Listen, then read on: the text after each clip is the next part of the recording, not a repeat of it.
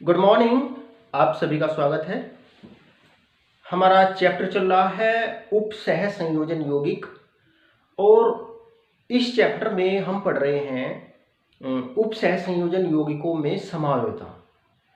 हमने अभी तक ज्यामितीय समावयवता और संरचनात्मक समावयवता पढ़ी है। आज पढ़ते हैं उपसह संयोजन यौगिकों में प्रकाशिक समावयवता, इसको ध्रुवण समावयवता भी कहते हैं। देखो, समावयवता दो प्रकार की होती है, एक संरचनात्मक समावयवता और त्रिविम समावयवता। त्रिविम समावयवता संरचनात्मक समावयवता पहले हो चुकी है और जो त्रिविम समावयवता है वो दो प्रकार की होती है, ज्यामितीय समावयवता और प्रकाशिक या ध्रुवण समावयवता। ज्यामितीय समावयवता पहले हमने पहली वीडियो में करवा चुके हैं। आज का हमारा टॉपिक है प्रकाशिक समावयवता और इसको ध्रुवण समावयवता भी कहते हैं। वेरी इंपॉर्टेंट और वेरी इंटरेस्टिंग टॉपिक है। तो शुरू करते हैं आज का हमारा टॉपिक, प्रकाशिक समावयवता या इसको ध्रुवण समावयवता भी कहते हैं। क्या होती है, किसे कहते हैं प्रकाशिक समावयवता? कुछ यौगिक ऐसे होते हैं जिनके अणु सूत्र, संरचना सूत्र और लगभग सभी भौतिक एवं रासायनिक गुण समान होते हैं। कुछ यौगिकों के अणु सूत्र, संरचना सूत्र और लगभग समस्त भौतिक एवं रासायनिक गुण समान होते हैं, परंतु समतल ध्रुवित प्रकाश के प्रति उनका व्यवहार भिन्न होता है। ऐसे यौगिक कहलाते हैं प्रकाशिक समावयवी और इस घटना को कहते हैं प्रकाशिक समावयवता, ऑप्टिकल आइसोमेरिज्म या ध्रुवण समावयवता। मतलब यौगिकों के सब बातें यौगिकों की बराबर है, उनके अणु सूत्र, संरचना सूत्र और लगभग सभी भौतिक एवं रासायनिक गुण, इन सभी में यौगिक समानता प्रदर्शित करते हैं, लेकिन समतल ध्रुवित प्रकाश के प्रति उनका व्यवहार भिन्न होता है।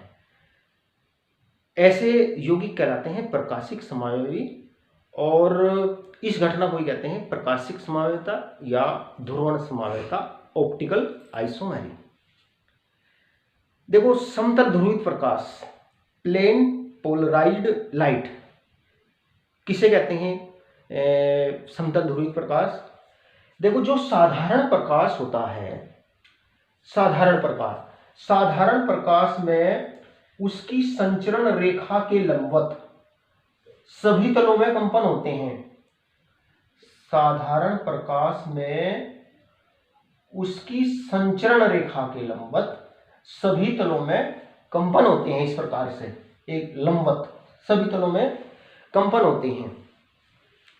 लेकिन जब साधारण प्रकाश को निकोल प्रिज्म में से प्रवाहित करते हैं, इसको जब निकोल प्रिज्म में से इसे प्रवाहित करते हैं तो ये समतल ध्रुवित प्रकाश, जो साधारण प्रकाश होता है ना, ये समतल ध्रुवित प्रकाश में परिवर्तित हो जाता है। जो समतल ध्रुवित प्रकाश होता है उसमें कंपन केवल एक ही तल में होते हैं। तो ये डिफरेंस होता है, जो साधारण प्रकाश होता है और जो समतल ध्रुवित प्रकाश, प्लेन पोलराइज्ड लाइट। समतल ध्रुवित प्रकाश के तल में कंपन एक ही तल में होते हैं और जो साधारण प्रकाश होता है उसमें कंपन उसकी संचरण रेखा के लंबवत सभी तलों में होते हैं। तो जब साधारण प्रकाश को निकोल प्रिज्म में से प्रवाहित करते हैं ना, तो वो समतल ध्रुवित प्रकाश में है ना, ये कहीं में चेंज हो जाता है, समतल ध्रुवित प्रकाश में लिखा भी है, समतल ध्रुवित प्रकाश में ये परिवर्तित हो जाता है। तो कुछ यौगिक ऐसे होते हैं जिनके सभी भौतिक गुण, रासायनिक गुण, अणु सूत्र, संरचना सूत्र सब बातें समान होती है, परंतु इस समतल ध्रुवित प्रकाश के प्रति उनका व्यवहार भिन्न होता है। मतलब कुछ यौगिक समतल ध्रुवित प्रकाश के तल को घुमाते हैं, है ना, दाईं ओर या बाईं ओर, इस प्रकार से। अगर इसे दाईं ओर घुमाएंगे इस प्रकार से, है ना।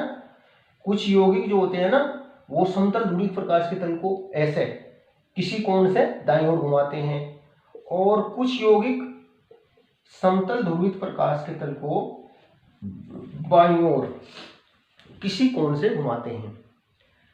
तो ऐसे यौगिक कहलाते हैं प्रकाशिक समावयवी।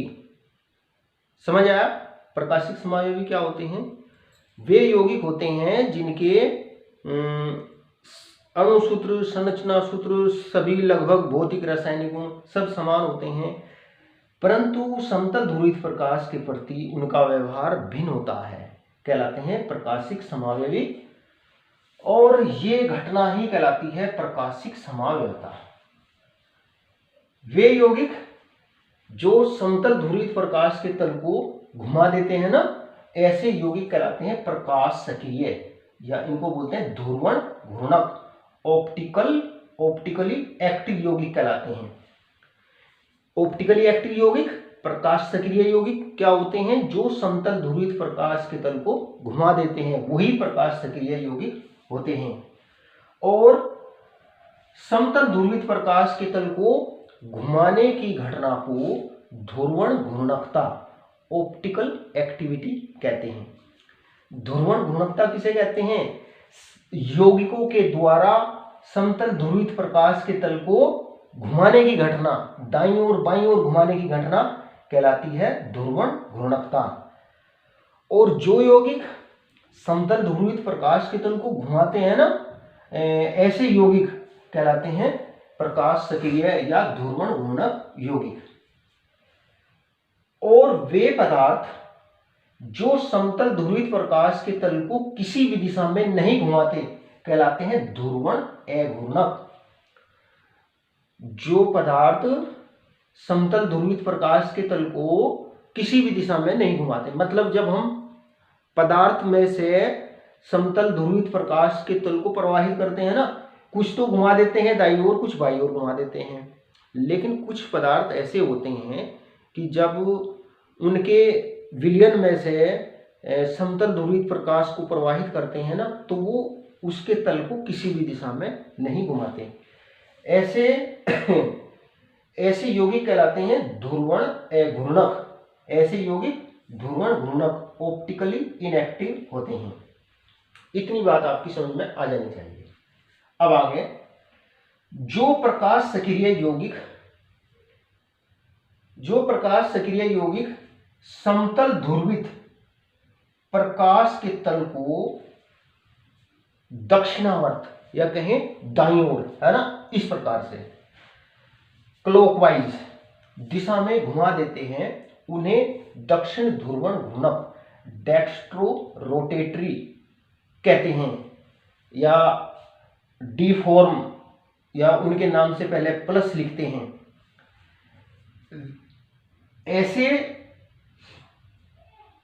ऐसे यौगिक जो समतल ध्रुवित प्रकाश के तल को दक्षिणावर्त दिशा में घुमाते हैं, ऐसे यौगिक कहलाते हैं दक्षिण ध्रुवण घूर्णक।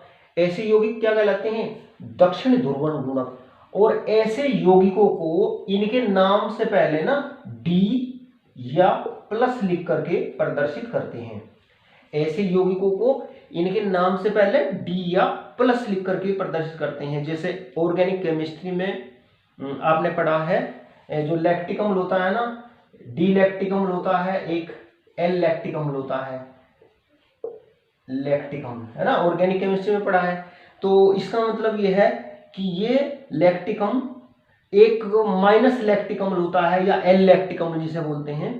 ये डी लैक्टिक अम्ल या प्लस लैक्टिक अम्ल, अगर इसके नाम से पहले ये लिखा हुआ है तो इसका मतलब ये है कि ये लैक्टिक अम्ल समतल ध्रुवित प्रकाश के तल को दाईं ओर घुमा रहा है। तो वे प्रकाश सक्रिय यौगिक जो समतल ध्रुवित प्रकाश के तल को दक्षिणावर्त अर्थात दाईं ओर या क्लॉकवाइज दिशा में घुमाते हैं, ऐसे यौगिक कहलाते हैं दक्षिण ध्रुवण घूर्णक। ऐसे यौगिक क्या कहलाते हैं? दक्षिण ध्रुवण घूर्णक। और ऐसे यौगिकों को इनके नाम से पहले डी या एल लिख करके प्रदर्शित करते हैं। और वे यौगिक जो समतल ध्रुवित प्रकाश के तल को, वे यौगिक जो समतल ध्रुवित प्रकाश के तल को बाईं ओर अर्थात वामावर्त या इसे बोलते हैं एंटी क्लॉकवाइज, वामावर्त दिशा में घुमा देते हैं, ऐसे यौगिक कहलाते हैं वाम ध्रुवण घूर्णक। ऐसे यौगिक को क्या बोलते हैं? वाम ध्रुवण घूर्णक।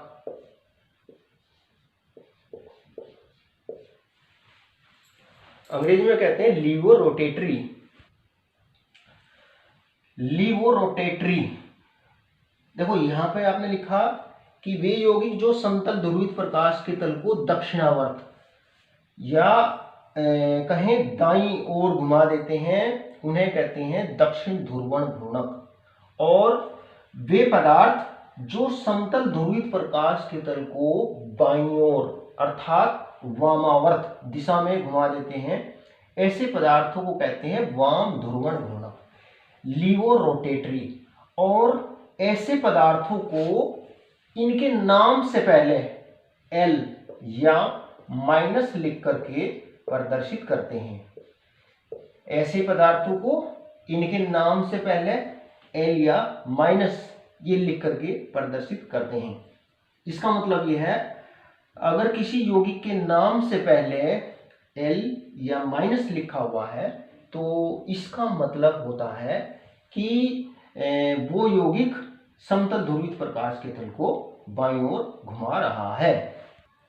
देखो जैसे यहाँ पे लैक्टिक अम्ल से पहले डी या प्लस लिखा हुआ है तो इसका मतलब ये है भाई ये तो समतल ध्रुवित प्रकाश के तल को दाईं ओर घुमा रहा है। एक होता है एल या माइनस लैक्टिक अम्ल, एल या माइनस लैक्टिक अम्ल, इसका मतलब है कि ये समतल ध्रुवित प्रकाश के तल को बाईं ओर घुमा रहा है। तो ध्यान रखिए, वे यौगिक जो समतल ध्रुवित प्रकाश के तल को दाईं ओर घुमाते हैं उन्हें बोलते हैं डेक्स्ट्रोरोटेटरी, और जो समतल ध्रुवित प्रकाश के तल को बाईं ओर घुमाते हैं उन्हें बोलते हैं लीवोरोटेटरी, है ना। किसी यौगिक का डी और एल रूप, डी और एल रूप, जैसे मैंने आपको बताया लैक्टिक अम्ल के दो रूप होते हैं, है ना। लैक्टिक अम्ल के दो रूप, एक प्लस या डी लैक्टिक अम्ल, है ना, एक एल या माइनस लैक्टिक अम्ल। ये लैक्टिक अम्ल दो रूपों में पाया जाता है, डी लैक्टिक अम्ल और एल, है ना। ऑर्गेनिक केमिस्ट्री में हमने पढ़ा है ये। जो ये डी और एल रूप होते हैं, किसी यौगिक के जो डी और एल रूप होते हैं ना, ये एक दूसरे का दर्पण प्रतिबिंब होते हैं, है ना। और ये प्रकाश सक्रिय रूप है, एक दाईं ओर घुमाता है एक बाईं ओर घुमाता है, ठीक है ना। ध्यान रखो, ये समतल ध्रुवित प्रकाश के तल को दाईं ओर, ये बाईं ओर घुमाता है। और किसी यौगिक का जो किसी यौगिक के जो डी और एल रूप होते हैं, डी और एल फॉर्म होते हैं ना, वो एक दूसरे का दर्पण प्रतिबिंब होते हैं। इस लाइन को नोट करिए, किसी यौगिक के डी और एल रूप एक दूसरे का दर्पण प्रतिबिंब होते हैं, जिन्हें एक दूसरे के ऊपर अध्यारोपित नहीं किया जा सकता। अध्यारोपित, अध्यारोपित, सुपर इम्पोज, है ना। जो डी और एल रूप होते हैं, क्या बताया मैंने आपको किसी यौगिक के डी और एल रूप एक दूसरे का दर्पण प्रतिबिंब, मिरर इमेज होते हैं, दर्पण प्रतिबिंब होते हैं, दर्पण प्रतिबिंब होते हैं। और इन्हें जो एक दूसरे के ऊपर अध्यारोपित नहीं हो सकते, और इनको बोलते हैं प्रतिबिंब रूप। इनको क्या बोलते हैं? प्रतिबिंब रूप, इनैंशियोमर, इनैंशियोमर्स इनको बोलते हैं। देखो प्रतिबिंब रूप कैसे होते हैं ये एक दूसरे का। देखो अगर हम ए अक्षर को देखें, है ना, और ए को अगर हम दर्पण में देखें तो हमें ए ऐसा ही दिखाई देता है, ए ऐसा ही दिखाई देता है। ये ए इसके ऊपर अध्यारोपित हो जाता है ना। अगर हम इसे इनको घुमाकर भी एक दूसरे के ऊपर अध्यारोपित कर सकते हैं, और ऐसे कागज के तल से बिना उठाए इसको हम इसके ऊपर रखें तो ये पूरा एक दूसरे को ढक लेता है। तो ये तो एक दूसरे के ऊपर अध्यारोपित हो जाते हैं।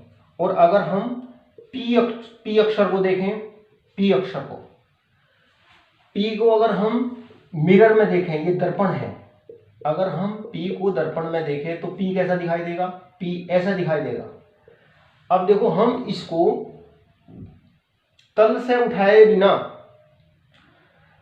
कैसे भी घुमा करके इसके ऊपर इसको अध्यारोपित नहीं कर सकते, मतलब ये इसको पूरा नहीं ढक सकता। तो इसी प्रकार से होते हैं जो डी और एल रूप होते हैं ना, ध्रुवण घूर्णक जो रूप होते हैं यौगिक के, जो समतल ध्रुवित प्रकाश के तल को दाईं और बाईं ओर घुमाते हैं, वो इसी प्रकार से एक दूसरे का दर्पण प्रतिबिंब होते हैं। देखो जैसे इसको इस तरीके से भी समझ सकते हैं, जैसे ये हमारा दायां हाथ है और ये हमारा बायां हाथ है ना। ये दायां और बायां हाथ जो है ये एक दूसरे के दर्पण प्रतिबिंब है, एक दूसरे की ये मिरर इमेज है ना, एक दूसरे का ये प्रतिबिंब रूप है। इनको हम एक दूसरे के ऊपर अध्यारोपित नहीं कर सकते, है ना। एक ही तल में रखते हुए हम इन्हें एक दूसरे के ऊपर अध्यारोपित नहीं कर सकते। देखो अध्यारोपित जैसा हथेली है, हथेली सामने की ओर रखनी पड़ेगी, ये नहीं कि हम इसको ऐसे ढगला हाथ को, नहीं, बिना तल से उठाए, है ना, एक दूसरे के ऊपर हम इनको अध्यारोपित नहीं कर सकते। देखो अगर हम करेंगे तो देखो ये अध्यारोपित नहीं हुआ ना, ये अंगूठा इधर रह गया, ये वाली उंगली के ऊपर हमारी ये उंगली आती है ना, इस उंगली के ऊपर ये उंगली आती है। तो जो किसी यौगिक के जो डी और एल रूप होते हैं ना, वो इसी प्रकार से एक दूसरे का दर्पण प्रतिबिंब होते हैं, जिन्हें एक दूसरे के ऊपर अध्यारोपित नहीं कर सकते। और वे यौगिक जो एक दूसरे का दर्पण प्रतिबिंब होते हैं कहलाते हैं कायरल। वे अणु जो एक दूसरे का दर्पण प्रतिबिंब होते हैं कहलाते हैं कायरल। कायरल, CHIRAL किसे कहते हैं? कायरल। कायरल अणु क्या होते हैं? कायरल अणु कायरल अणु जो होते हैं ना, ये ध्रुवण घूर्णक प्रकाश समावयवी होते हैं। समतल ध्रुवित प्रकाश के तल को जो घुमा देते हैं ना, वे ही यौगिक कहलाते हैं कायरल, या उन्हें कायरल अणु बोलते हैं। और जो कायरल अणु होते हैं वो एक दूसरे का दर्पण प्रतिबिंब होते हैं, जिन्हें एक दूसरे के ऊपर हम अध्यारोपित नहीं कर सकते। देखो अगर मान लो एक यौगिक है, जैसे मैंने अभी आपको लैक्टिक अम्ल बताया, एक डी लैक्टिक अम्ल होता है, एक एल लैक्टिक अम्ल होता है। लैक्टिक अम्ल के दो रूप, डी लैक्टिक अम्ल और एल लैक्टिक अम्ल। डी लैक्टिक अम्ल समतल ध्रुवित प्रकाश के तल को दाईं ओर घुमाता है, एल लैक्टिक अम्ल समतल ध्रुवित प्रकाश के तल को बाईं ओर। जितने विस्तार से वो दाईं ओर घुमाता है लैक्टिक अम्ल समतल ध्रुवित प्रकाश के तल को, एल लैक्टिक अम्ल उतने ही विस्तार से समतल ध्रुवित प्रकाश के तल को बाईं ओर घुमाता है। यानी कि किसी यौगिक का जो डी और एल रूप होता है ना, वो समतल ध्रुवित प्रकाश के तल को समान विस्तार से घुमाते हैं, लेकिन उनकी जो ध्रुवण घूर्णकता का चिन्ह होता है वो विपरीत होता है। एक दाईं ओर घुमाता है तो एक बाईं ओर घुमाता है। तो इतनी बात आपकी समझ में आ जानी चाहिए। अब एक होता है रेशमिक मिश्रण। रेशमिक मिश्रण, देखो रेशमिक मिश्रण क्या होता है। देखो ये सारी चीजें आपने ऑर्गेनिक केमिस्ट्री में पढ़ रखी है। देखो रेशमिक मिश्रण क्या होता है, रेशमिक मिश्रण।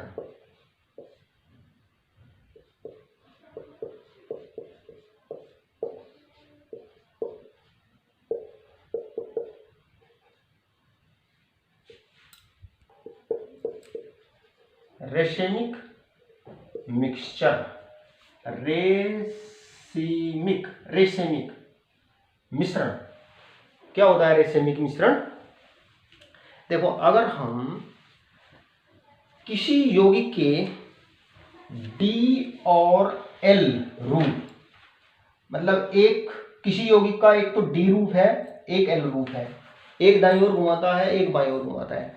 इन दोनों रूपों को समान मोलर अनुपात में ले, डी के और एल के मोलों की संख्या समान ले, तो जो मिश्रण प्राप्त होता है ना, वो कहलाता है रेशमिक मिश्रण। भाई यौगिक का जो डी रूप होता है वो तो समतल ध्रुवित प्रकाश के तल को दाईं ओर घुमाता है, जो यौगिक का एल रूप होता है वो समतल ध्रुवित प्रकाश के तल को बाईं ओर घुमाता है। अब जब दोनों रूप हम समान मात्रा में लेते हैं, समान मोलर अनुपात में लेते हैं, तो वे दोनों रूप एक दूसरे के जो ध्रुवण प्रभाव होता है उसको निरस्त कर देते हैं। तो जब किसी यौगिक के डी और एल रूप को समान मोलर अनुपात में लेते हैं तो जो मिश्रण प्राप्त होता है उसी को कहते हैं रेशमिक मिश्रण। इसमें डी और एल रूप जो होता है ना, ये ध्रुवण अघूर्णक होता है, दोनों समान मात्रा में होते हैं डी और एल फॉर्म, और इन रूपों को भौतिक विधियों के द्वारा इनको फिर से अलग अलग भी किया जा सकता है। तो ये तो बात हुई प्रकाशिक समावयवता या ध्रुवण समावयवता किसे कहते हैं, है ना। एक इंट्रोडक्शन मैंने आपको कराया। अब देखते हैं जो उपसह संयोजन यौगिक होते हैं उनमें प्रकाशिक समावयवता पर सामान्यतः जो अष्टफलकीय उपसह संयोजन यौगिक होते हैं वो प्रकाशिक समावयवता प्रदर्शित करते हैं। द्वितंतुर लिगेंड युक्त अष्टफलकीय यौगिक जो होते हैं वो सामान्यतः ये प्रकाशिक समावयवता प्रदर्शित करते हैं। अब जो अष्टफलकीय यौगिक हैं उनके उदाहरण देखते हैं, उनमें प्रकाशिक समावयवता। ये एक द्वितंतुर लिगेंड है, ये एक तंतुर लिगेंड है। जैसे इसका उदाहरण ये देखो, ये लिगेंड जो होते हैं ये कोबाल्ट आयन से जुड़े होते हैं। इसकी तंतुरता 2 होती है, एक की, तो 2 दूनी 4 और 2 6। कोऑर्डिनेशन नंबर कितना हुआ इसका, कोबाल्ट का 6 होता है। तो ये जो लिगेंड होते हैं, अब देखते हैं इनकी जो व्यवस्थाएं हैं ये किस प्रकार से कोबाल्ट से जुड़ सकते हैं।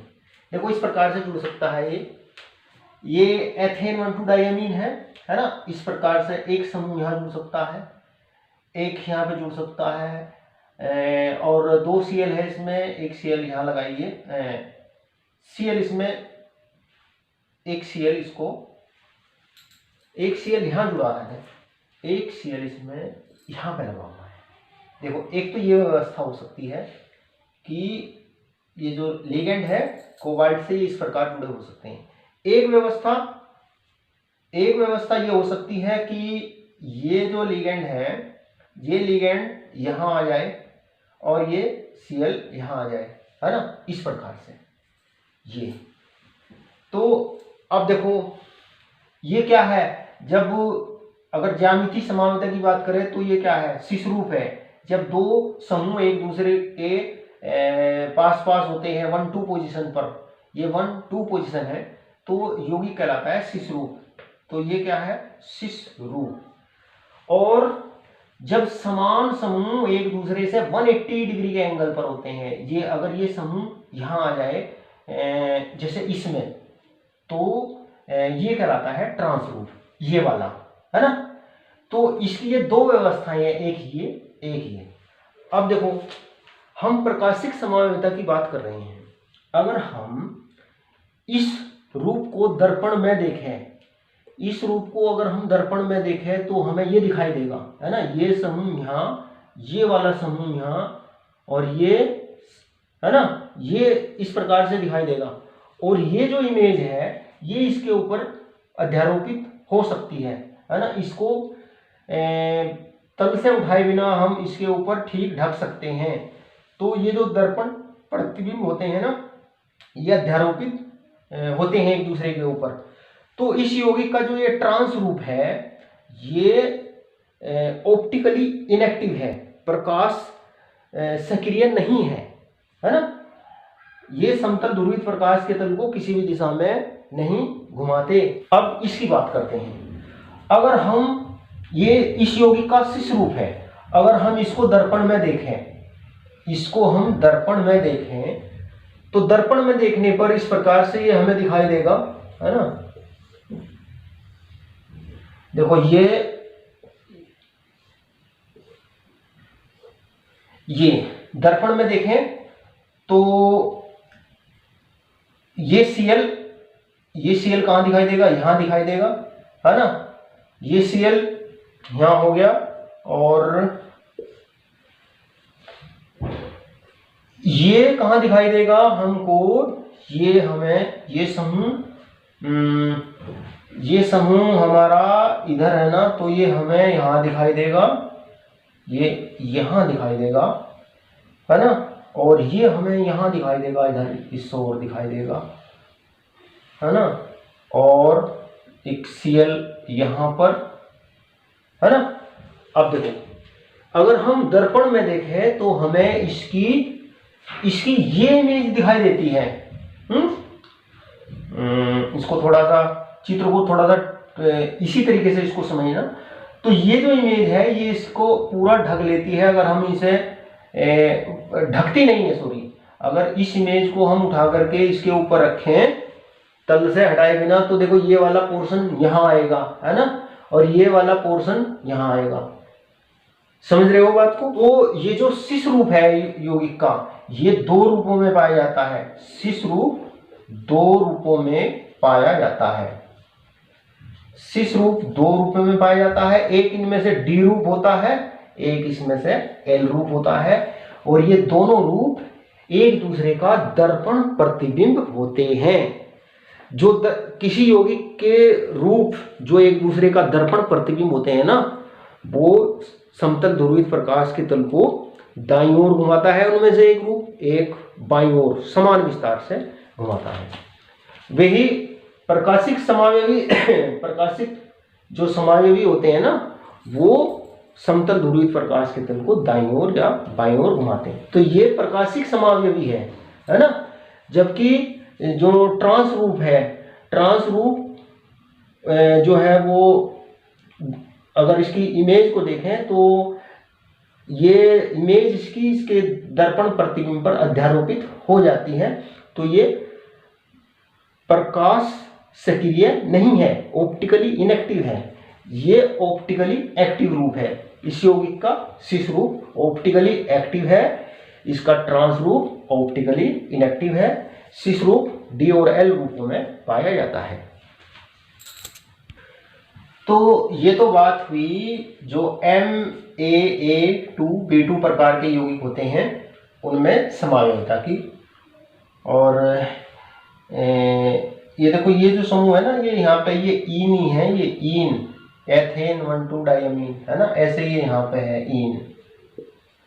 तो इस प्रकार से ये जो यौगिक होता है ना, इसके दो तो प्रकाशिक समावयवी होते हैं और एक इसका ट्रांस समावयवी होता है। कुल 3 समावयवी इसके होते हैं। अब देखते हैं MAA-B2C2 प्रकार के यौगिक ऑप्टिकल आइसोमेरिज्म प्रदर्शित करते हैं। ये जो A है ना, ये एक डाइडेंटेट लिगैंड है, द्विदंतुर लिगैंड है। जैसे यहाँ पे ये एक द्विदंतुर लिगैंड है ना, ये एक द्विदंतुर लिगैंड है। देखो द्विदंतुर लिगैंड जो होता है ना, वो 2 इलेक्ट्रॉन युग्म की साझेदारी से जुड़ा होता है केंद्रीय धातु परमाणु आयन से। जैसे देखो ये है ना, पहले भी यही उदाहरण था।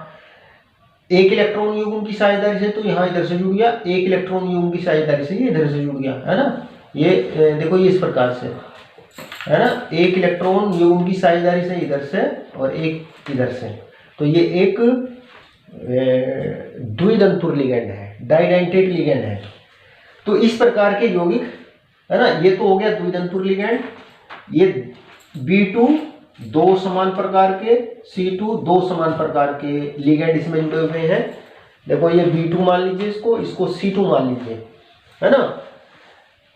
ये जो लिगेंड है इन क्रोमियम के साथ में, इनका अरेंजमेंट इस प्रकार से दिखा सकते हैं। और ये जो है ना, ये समावयवी जो है ना, सिस समावयवी है। देखो सिस समावयवी कैसे है, जब दो समान समूह एक दूसरे के पास पास होते हैं, 90 डिग्री के एंगल पर होते हैं एक दूसरे से, है ना, ये सिस समावयवी है। जैसे यहाँ भी ये भी 90 डिग्री के एंगल पर है, तो ये सिस समावयवी है। और जो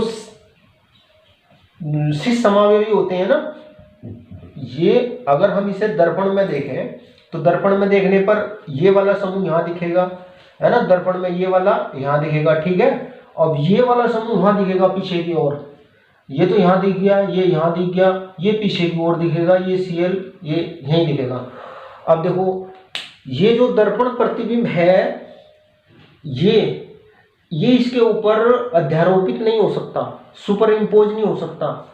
अगर इसे अध्यारोपित करने की कोशिश करेंगे, देखो अगर इसे इस कागज के तल से हटाए बगैर इसके ऊपर हम ढकें इसको, तो ये जो डाइडेंटेट लिगेंड है ये इधर आ जाएगा, है ना, ये यहाँ आएगा, तो ये अध्यारोपित नहीं होगा इसके ऊपर। तो इस यौगिक का जो सिस रूप होता है ना, वो दो रूपों में पाया जाता है, D और L रूप, जो ध्रुवण घूर्णक होते हैं, मतलब समतल ध्रुवित प्रकाश के तल को घुमाते हैं, एक दाईं ओर एक बाईं ओर। अब देखते हैं जो ये MAA का होल थ्राइस प्रकार के यौगिक होते हैं, ये भी ऑप्टिकल आइसोमेरिज्म प्रदर्शित करते हैं। देखो ऑप्टिकल आइसोमेरिज्म प्रदर्शित करने के लिए ये जरूरी है कि अणु का दर्पण प्रतिबिंब जो है वो उसके ऊपर अध्यारोपित नहीं होना चाहिए। जैसे इस यौगिक को देखते हैं, ये कोबाल्ट है और ये एक द्विदंती लिगेंड है, डाइडेंटेट लिगेंड है ना। इसको देखो, ये जो डाइडेंटेट लिगेंड है, इसको इसकी व्यवस्था इस प्रकार से होती है, इस प्रकार से जुड़ा होता है ये मेटल एटम से, मेटल एटम और आयन से। देखो ये मतलब डाइडेंटेट लिगेंड का मतलब ये दो इलेक्ट्रॉन युग्म की साझेदारी से जुड़ा हुआ है ना। जैसे ये एथेन 1,2 डायमीन है, एक इलेक्ट्रॉन युग्म की साझेदारी होगी, एक ही होगी। ऐसे इसकी एक इलेक्ट्रॉन युग्म की साझेदारी ये हो गई, एक की ये होगी, ऐसे इसकी ऐसे इसकी, है ना। तो ये एक MAA का होल थ्राइस प्रकार का यौगिक है।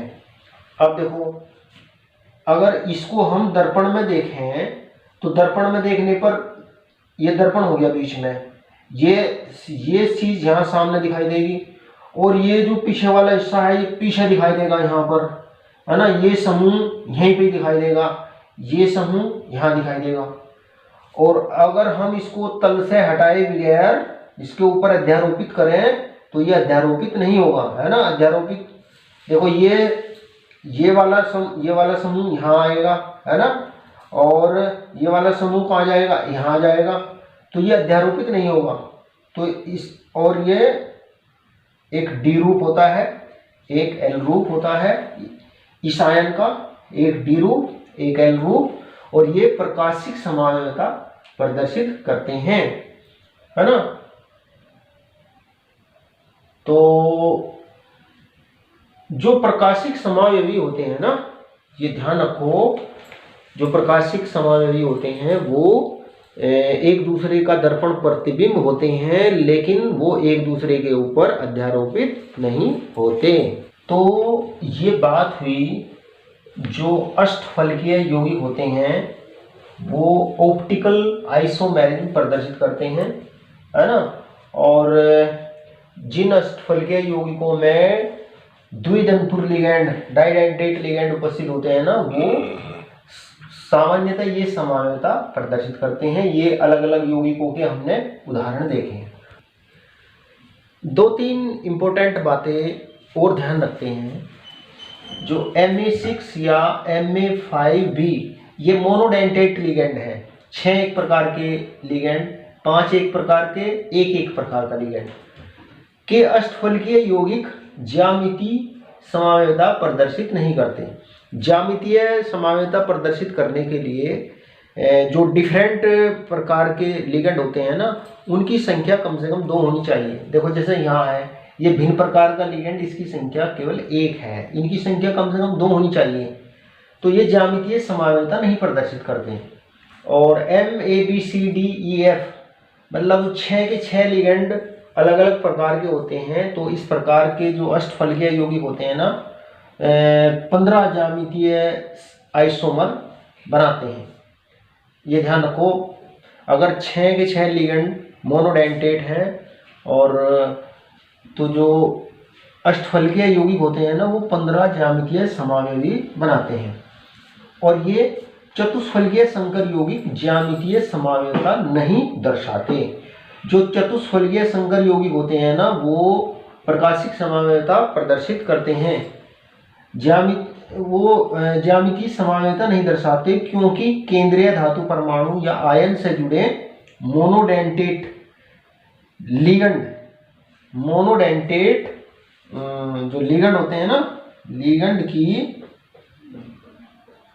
सापेक्षिक स्थिति एक दूसरे के सापेक्ष समान होती है। तो इसलिए जो चतुष्फलकीय यौगिक होते हैं वो ज्यामितीय समावयवता नहीं दर्शाते। ये जो MABCD प्रकार के जो चतुष्फलकीय यौगिक होते हैं ना, वो प्रकाशिक समावयवता प्रदर्शित करते हैं। इस प्रकार से चतुष्फलकीय व्यवस्था कैसी होती है इनकी, इस प्रकार से होती है। ABC मान लीजिए, इसे D मान लीजिए।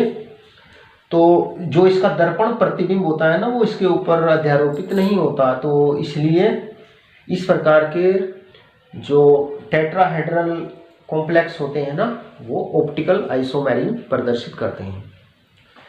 तो प्यारे विद्यार्थियों, ये बात हुई जो कोऑर्डिनेशन कंपाउंड्स होते हैं उनमें प्रकाशिक समावयवता या इसे बोलते हैं ध्रुवण समावयवता। मैं आशा करता हूँ कि आपकी बातें समझ में जरूर आई होंगी। वीडियो अच्छा लगे तो इसको शेयर करना, लाइक करना और चैनल को सब्सक्राइब करना है। Thank you.